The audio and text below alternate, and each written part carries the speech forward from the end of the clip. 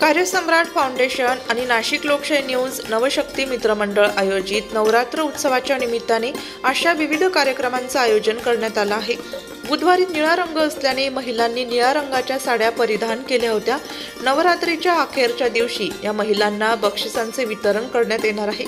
यावेळी या महिलांशी संवाद साधलाय नाशिक लोकशाही न्यूजच्या कार्यकारी संपादिका गीताताई तुषार शामसुका यांनी। नमस्कार, मी सौ गीता तुषार सामसुका नाशिक लोकशाही न्यूज तर्फे नवदुर्गा अवॉर्डचं स्वागत करतोय। आम्ही नवदुर्गा अवॉर्डसाठी आजचे आपले पाहुणे आहे मधुरा एनेक्सचे owner Rupali Adke. Welcome ma'am. त्यांचं स्वतःचं पार्लर, ते स्वतः पार्लर ओन करताय।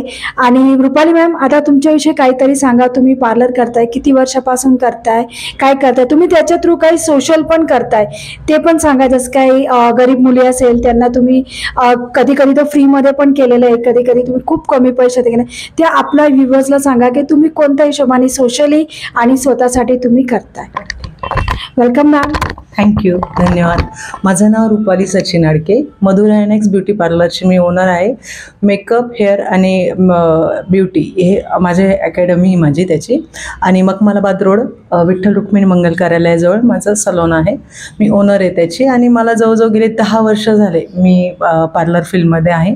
आत्ता सांगायचं झालं तर आज हे जे मला काय म्हणता येईल आपल्याला अवॉर्ड मिळणार आहे, तर त्याच्यासाठी मी स्पेशली धन्यवाद करेल नाशिक लोकशाही न्यूजचे विश्वास लचके हे जे आहेत त्यांचे, आणि गीता मॅमचे, ज्यांनी मला ह्या अवॉर्डसाठी आज इथे सन्मानित करण्यासाठी इथे बोलवलं आहे।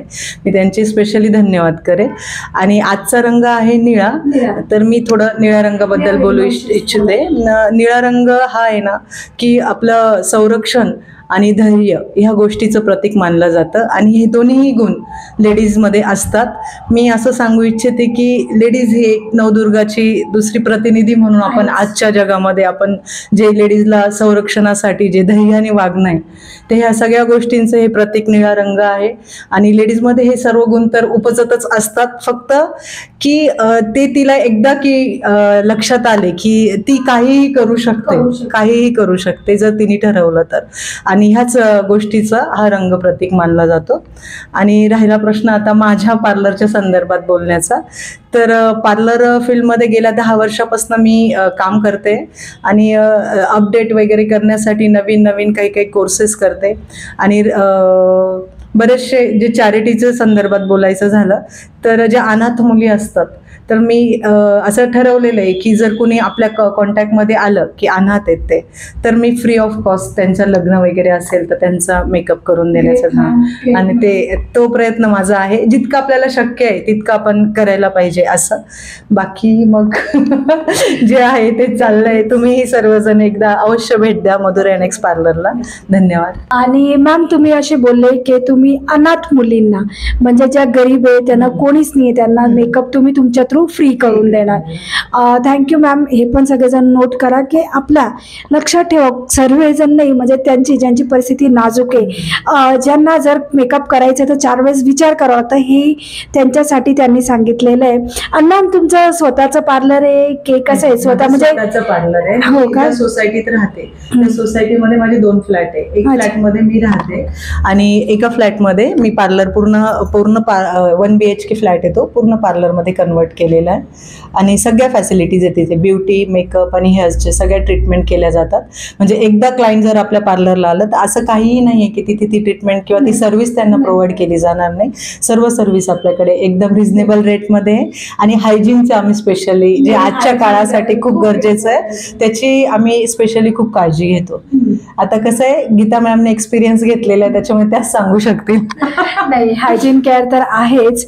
आणि एक असं विचारायचं होतं, हे जे तुम्ही जे 2 आहे, जे तुम्ही स्वतःच्या पार्लरवर केलं की तुम्हाला काही फॅमिली, हे पर्सनल आहे, पण मी एक विचारते की एक लेडीज जर काही पण काम स्टार्ट केलेलं आहे तर ती स्वतःच्या बळाने, मला तर माहिती आहे त्यांचं कसं झालं, पण तुम्ही पण ऐका की जर where there is a will there is a way, जर आपण असं ट्राय केलं तर का बरं नाही होऊ शकतं। Always be positive. ती त्यांची स्टोरी ऐका। ते पहिले एका घरामध्ये एका घरामध्येच ते एक पार्टिशन करून ते पार्लरचं करत होते आणि आता ते स्वतः ओन करताय पार्लर. ती एक त्यांची स्टोरी आहे, ती थोडंसं ऐका. थोडक्यात नक्की सांगू इच्छिते की जेणेकरून ती माझी स्टोरी नक्कीच कोणासाठी तरी प्रेरणादायी ठरेल.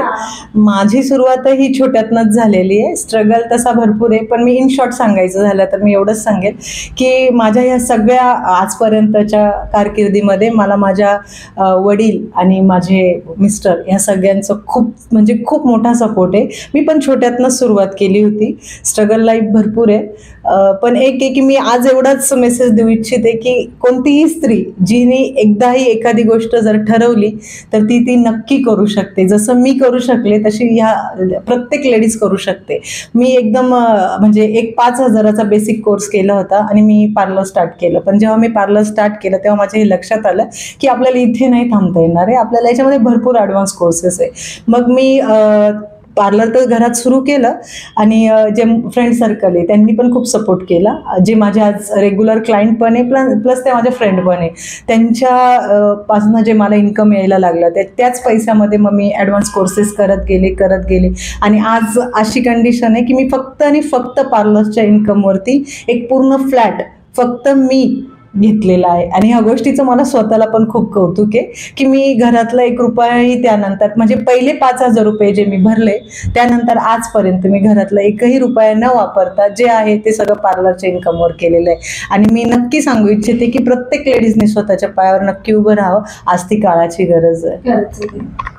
आज म्हणजे असं आहे की त्या म्हटलं की त्यांनी पार्लरसाठी 5,000 रुपये कोर्ससाठी खर्च केलं. आता काही लेडीज म्हणेल आम्हाला आमच्याकडे ते पण नाही खर्च करायचं. तुम्ही घरगुती काय पण स्टार्ट करू शकतात. तुम्ही खानवळ पण स्टार्ट करू शकता. तुम्हाला जर सिलाई मशीन येत असेल तर छोट्यापासून तुम्ही मोठं कसं होणार, छोटंसं सिलाई मशीनचं घरी कपडे शिवून एक तुम्ही बुटीक कसं उघडं करू शकतात ते पण तुम्ही याच्याने तुम्ही एक प्रेरणा घेऊ शकतात. आणि एक मेसेज हा पण देऊ इच्छिते की अगदीच म्हणजे पण मी तो सर्वे केल्याशिवाय ही ऑफर देणार नाही. आज सगळेजण मला ऐकतायत म्हणून मी ऑफर देऊ इच्छिते की अगदीच कंडिशन नाही आहे. आता माझी तशी क्लासची फी जी आहे ते प्रोफेशनल रेंजचं काम आहे, इतकी कमी क्लासची फी नाही आहे माझी. पण जर मी शिकवलं आणि कुणीतरी माझ्यासारखं परत पायावर उभं राहायला त्याची जिद्द आहे ते सगळं मी बघूनच मग त्या मुलींना मी एकदम नॉमिनल फीज म्हणजे हार्डली 15,000 ते 20,000 मी चार्ज करून पूर्ण पार्लरचा कोर्स. पण मी ते सगळं मी पुन्हा तेच बोलेल की मी क्रॉस टॅली करूनच जे आहे ते ज्या माझ्या कंडिशन आहे त्या मुलीला. वृत्तसंकलन विभाग, नाशिक लोकशाही न्यूज, नाशिक.